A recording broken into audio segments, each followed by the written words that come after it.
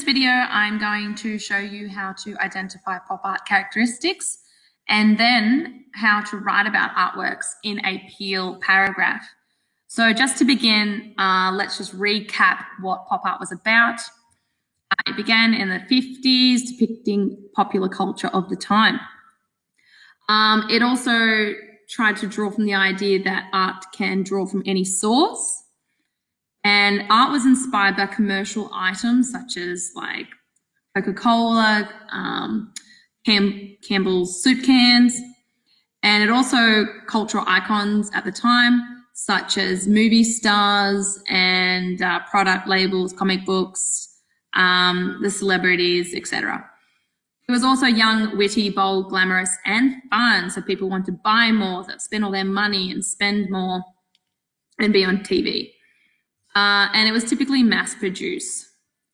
So now we are going to just quickly look at the characteristics of a pop art artwork. I know we've already done this, but let's quickly just look over it. It can have commonplace objects such as comic strips and newspapers.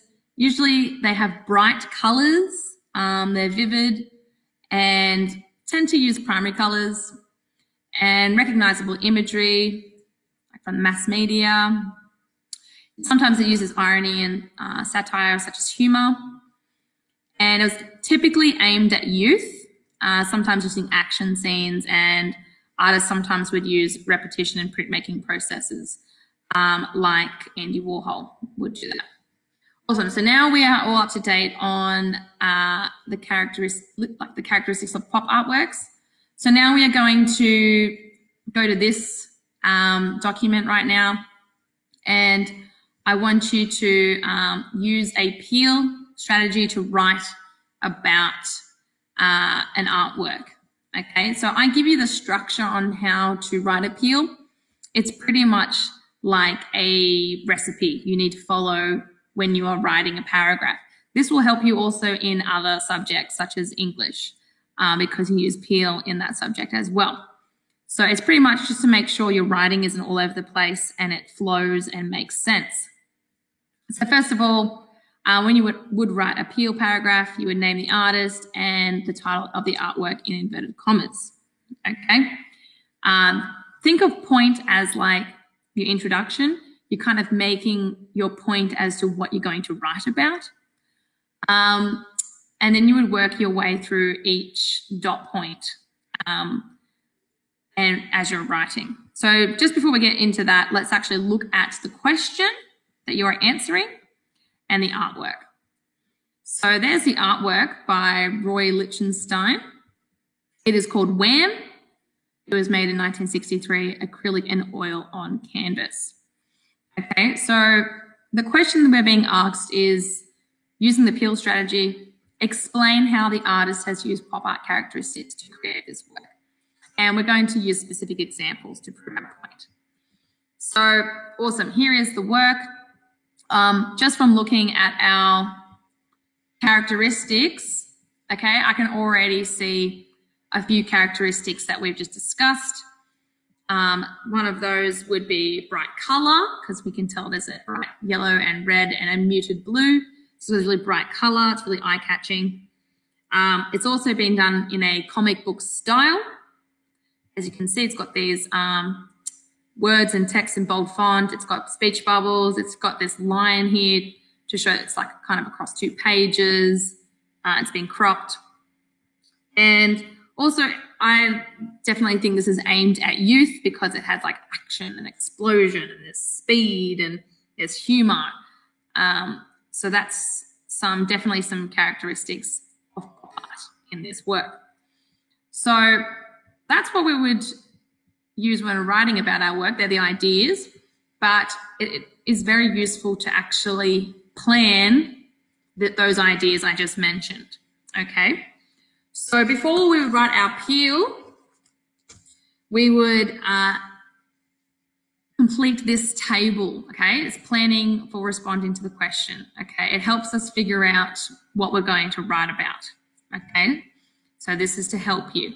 So first of all, we would write in our idea column, okay, we're going to come up with 3 ideas. Now, for this circumstance, ideas means a characteristic. So 3 different characteristics, which I just mentioned. So you would put in here bright color. I talked about comic book style. And I also said it was aimed at youth. Okay, now that's that column done. I come up with 3 ideas. What I'm going to do now in this one is like facts and details of bright color. So what kind of bright color has been used? So we know it was the primary colors, okay? So I might actually put this in a dot points just so it's easier. So I'm going to say primary colors, and these are also a triadic color scheme. Okay, so if you can recall, this means that the colors contrast and harmonize. Okay, awesome. What else about the colors? We know that looking at them, if I can scroll, that they are quite bold and vivid, and they're flat, the color. Okay, see how it does, this white turns to this grey. It's the same grey all over the place. It's flat. There's no tone through it. It's all the same color red. It's all the same color yellow. So there's no tone like light or darkness to it. It's all the one hue of color.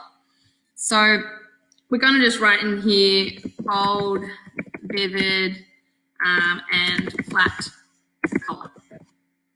Okay.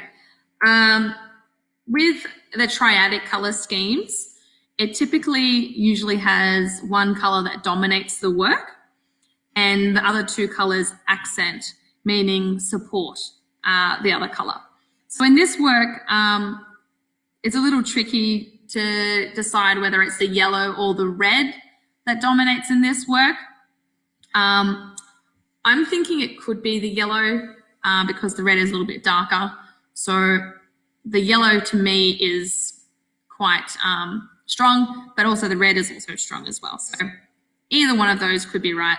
So I'm going to say red dominates. Yeah, red definitely dominates. I'll go that. And yellow and blue. You could say yellow dominates because they're both kind of similar. Awesome. So now we'll go to visualize. So we've got a few different details. The more you have here, the easier it is going to be for you to actually write about your work, write about the artwork, sorry. Okay, so for visualize, we just need to put an example of bright colors, pretty much. So pretty easy here. You could just go to insert, go to table, and just put a 3 across table here. Awesome. And that's kind of like a little color scheme sample we can put in here. So now I'm going to fill it with the triadic color scheme that has been used. So we will just go with red, and we'll go with yellow. We'll go with we'll just go with this blue. Okay, so red, blue, and yellow. They're the colors that have been used mostly in that artwork. All right, now we'll go on to comic book style. So comic book style, we know it's one because it looks like a comic strip with a narrative, okay? We know that there's a use of bold text here. That's typical of a comic book characteristic. There's a speech bubble over here that is telling us what's going on. It's also a cropped image as well, so that it's cropped off like a comic strip. It's gone across 2 pages. And yeah, so we'll just write some of those things down here in this box area. So comic strip with narrative, bold use of text, speech bubble, tell us what's happening,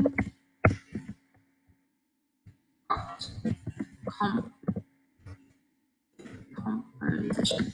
Now, composition means the artwork has been arranged. Okay, because sometimes we call artworks a composition. Now that just means that how has the artist placed things on the work, like on the actual page. So that's a composition. So how it has been placed or arranged on the page means composition. All right. Sometimes a photographer will plan a composition to make sure that it's the most pleasing to the eye. Okay. Yeah, so that'll do for the comic strip. Now you can insert a like a drawing or something here if you'd like to represent like Wham. So we did this in class, so you could just do some shapes, etc., just to show. Actually, I might just do Wham just for a moment. I'm just going to focus on the text in this because you don't have to have the whole thing in there. But if you remember, we used a maze. Okay, so you could just do that and make it larger, and that would be okay to have in that box if you'd like. Where do I need? Over here. Okay, second click. And yeah, that's fine just to have that like that. You can also have it centered if you'd like. I should have that. Oh. Anyway, so Wham, that's fine. And aimed at youth. So there's action. There's the speed. There's an explosion. We know that young people like young, fast, and action-packed movies with explosions. It has humour. And it does have onomatopoeia. Who remembers what that means? Yeah. That just means like the word sound is written like the sound it would make. So wham, like, you know, oink, oink, moo, okay? These are words that sound like the sound pretty much. You should be learning that in English. Most of you already know that, which is great. Okay, and in there, yeah, you could put a little explosion like in here, actually. So you could do, yeah. And we did this a few lessons ago. So you just go to shape, go to call out, and I'm happy if you just do something like this. And then fill it with, and then we have, yeah, that's fine as well. Just that's good enough. It doesn't have to be completely accurate. It's just a basic visualization. So that is how you fill in the table. And yeah, so now we're going to go on to how to write a peel paragraph. And I might put that in a separate video for those of you who could just jump ahead to the peel who've already done this as a class.